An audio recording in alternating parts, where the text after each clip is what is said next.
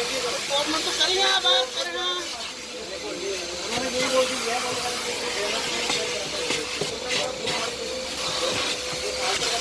है आ लगाना नहीं बताओ बारिश का ग्राउंड कंपनी को क्या